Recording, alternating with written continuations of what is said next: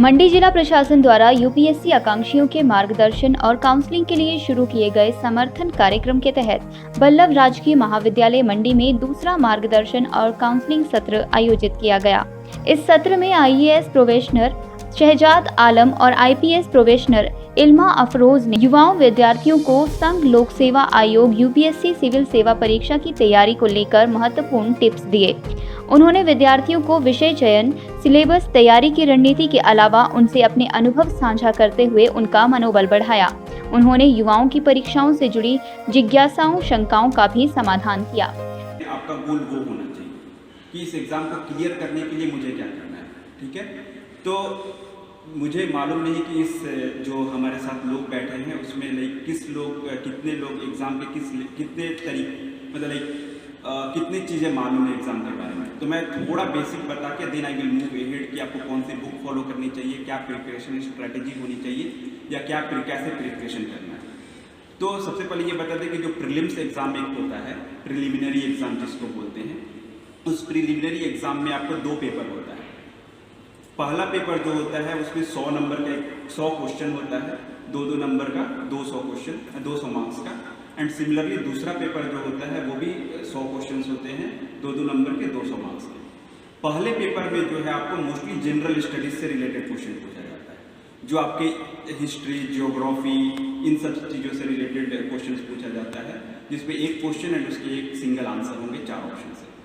Similarly इस 200 number में से ही जो पहला पेपर होता है उसके बेसिस पर ही आपका सिलेक्शन होता है, ठीक है। दूसरा पेपर जो हमारा होता है जिसको बोलते हैं सिविल सर्विसेज एप्टीट्यूड टेस्ट, उस एप्टीट्यूड टेस्ट में जो है मोस्टली मैथ्स या इंग्लिश, रीजनिंग, इन सब से रिलेटेड क्वेश्चन पूछा जाता है।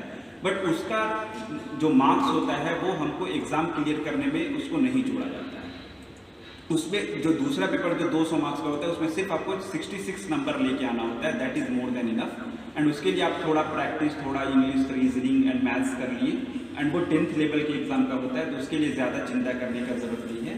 तो मैं मोस्टली जो है फर्स्ट पेपर जो है 200 नंबर का, जिसमें जनरल स्टडी, जिसमें history, geography, economics, current affairs, environment, ecology, disaster management, ये जो सारे पूछे जाते हैं। आपको हर सब्जेक्ट के लिए आपको एक बेसिक सोर्स होता है, बेसिक प्रिपरेशन सोर्स होता है जो आपको फॉलो करना है। एंड उसके बाद ही जो है आप अगर उसको फॉलो कर लिए एंड देन उस बेसिक सोर्स ऑफ प्रिपरेशन को फॉलो करने के बाद जैसे हिस्ट्री के लिए अगर आप एक बुक पढ़ रहे हैं, ठीक है, तो उसी बुक को बार बार रिवाइज करना है। अगर आप एक बुक से दूसरे बुक से तीसरे बुक पे जा रहे हैं तो आपको इतनी ज़्यादा चीज़ बढ़ जाएंगी कि आप जो है चीज़ पे concentrate. Make it more interactive, we'll be very happy to take questions. आपके सवाल लेने में बड़ी खुशी महसूस होगी। जहाँ तक मेरा सवाल है, मेरी अपनी जर्नी का सवाल है, तो मेरी जो शुरुआत हुई वो कस्बा कुंदरकी से हुई।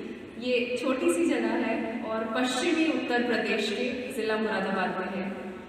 और मेरे पिता एक किसान थे।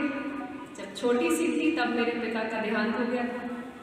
फिर अम्मी ने परवरिश की मेरी और मेरे भाई की, और पढ़ाई लिखाई के लिए पहले दिल्ली गई, सेंट स्टीवंस कॉलेज में दिल्ली के, वहाँ से दर्शन शास्त्र की पढ़ाई की छात्रवृत्ति के माध्यम से।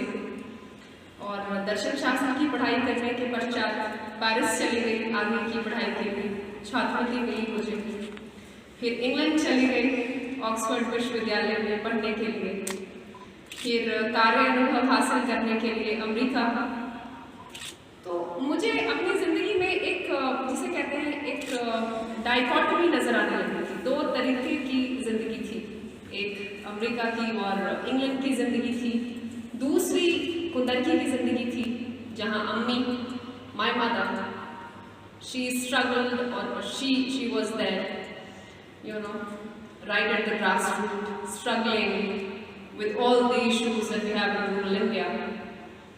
मुझे लगा कि यदि तालीम है, एजुकेशन है, उसका पहला फ़ायदा देश को, अम्मी को मिलना चाहिए। और इसी जज्बे के साथ कि मेरी जगह मेरे घर में है, भारत में है, मैंने वापस आने का निर्णय लिया और वापस आकर सिविल सर्विसेज की परीक्षा दी। और उसके बाद भारतीय पुलिस सेवा, उसका मैंने चयन किया। पहले शुरू में सोचा था कि भारतीय विदेश सेवा ले लूँ, बट मुझे लगा कि ग्रास रूट पर, ज़मीन पर लोग सर्व करने का एक अच्छा तरीका भारतीय पुलिस से है। हिमाचल दस्तक वेब टीवी के लिए मंडी से धर्मचंद वर्मा।